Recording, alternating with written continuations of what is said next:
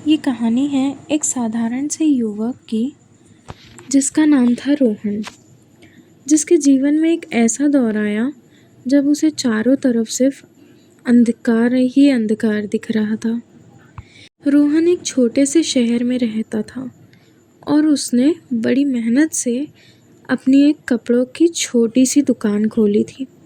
शुरुआत में काम ठीक चला, लेकिन धीरे धीरे बाजार में मंदी आ गई और उस पर भारी कर्ज हो गया।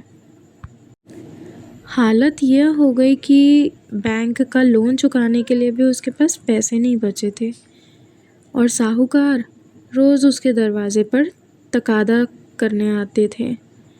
रोहन की जमा पूंजी सब खत्म हो चुकी थी। यह तक घर का खर्चा चलाना भी मुश्किल हो गया था। तनाव के कारण उसकी माँ की तबीयत भी खराब रहने लगी।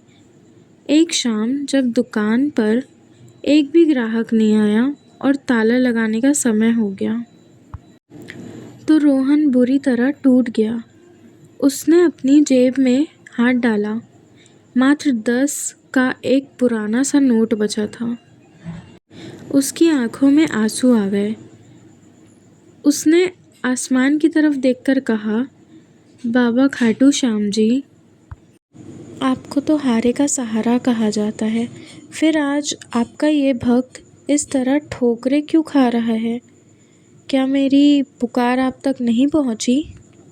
रोहन उदास मन से दुकान बंद करके घर की तरफ पैदल ही निकल पड़ा।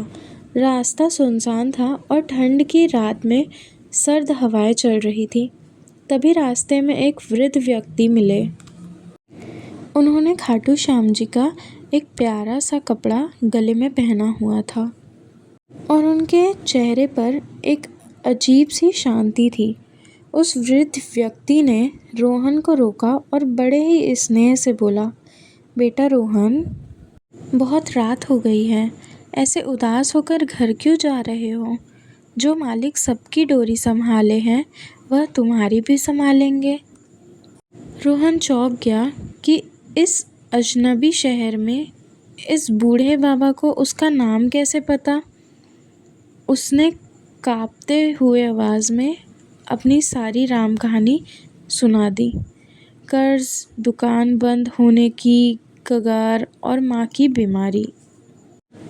वृद्ध व्यक्ति मुस्कुराए और अपनी झोली से एक छोटा सा चंदन का कंकड़ और एक पर्ची निकालकर रोहन के हाथ में रख दिए। उन्होंने कहा, यह खाटू श्याम बाबा की चौखट की मिट्टी है। इसे अपनी दुकान की तिजोरी में रख देना और कल सुबह दुकान खोलते ही सबसे पहले 3 बाणधारी की जय बोलकर काम शुरू करना। जो अच्छा होगा अच्छे के लिए होगा। रोहन जब तक समझ पाता और पलटकर देखता, तब तक वह वृद्ध व्यक्ति वहाँ से ओझल हो चुके थे। आसपास दूर दूर तक कोई नहीं था, जबकि सड़क एकदम सीधी और खुली थी। रोहन का दिल जोर जोर से धड़कने लगा। उसे एहसास हुआ कि यह साधारण मनुष्य नहीं थे। अगली सुबह रोहन ने स्नान किया और भारी मन से दुकान पर पहुंचा। उसके हाथ कांप रहे थे। जब उसने तिजोरी खोली, उसने उस वृद्ध व्यक्ति द्वारा दी गई मिट्टी को तिजोरी में रखा और बाबा श्याम का नाम लेकर शटर उठाया। चमत्कार की शुरुआत वहीं से हुई। सुबह सुबह दुकान के बाहर अचानक एक बड़े कॉरपोरेट या यूँ कहें कि एक शहर के जाने माने व्यक्ति की गाड़ी आकर रुकी। उन्हें अपनी किसी बड़ी फैक्ट्री के कर्मचारियों के लिए यूनिफॉर्म का एक बहुत बड़ा ऑर्डर देना था। उन्होंने कई दुकानों के चक्कर काटे थे, लेकिन उन्हें जैसी वैरायटी और दाम कम चाहिए थे वो नहीं मिल रहे थे। जब उन्होंने रोहन की दुकान के बोर्ड और उसके सैंपल देखे तो वो तुरंत अंदर आ गए। वह ऑर्डर रोहन की कल्पना से भी कई गुना बड़ा था। इतना बड़ा कि उसकी दुकान का सारा कर्ज एक ही झटके में उतर सकता था और मुनाफा अलग से बचता। जब रोहन ने बिल बनाया तो उस ग्राहक ने एडवांस पेमेंट के रूप में उतना पैसा नकद दे दिया जितना रोहन ने कभी सपने में भी उम्मीद नहीं की थी।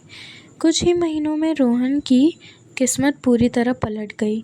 उसकी दुकान चल निकली। उसने सारा कर्ज उतार दिया, माँ का अच्छा इलाज कराया और आज वह अपने इलाके के एक प्रतिष्ठित व्यापारी हैं।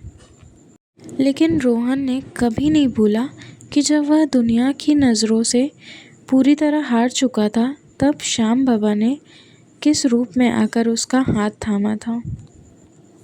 तो यह कहानी हमें यह सिखाती है कि जीवन में चाहे कितनी भी बड़ी मुसीबत आ जाए, जब इंसान चारों तरफ से हार जाता है ना, तब हारे का सहारा यानी खाटू श्याम बाबा की असली कृपा वहीं से शुरू होती है। बस ज़रूरत है तो अटूट विश्वास और सब्र की।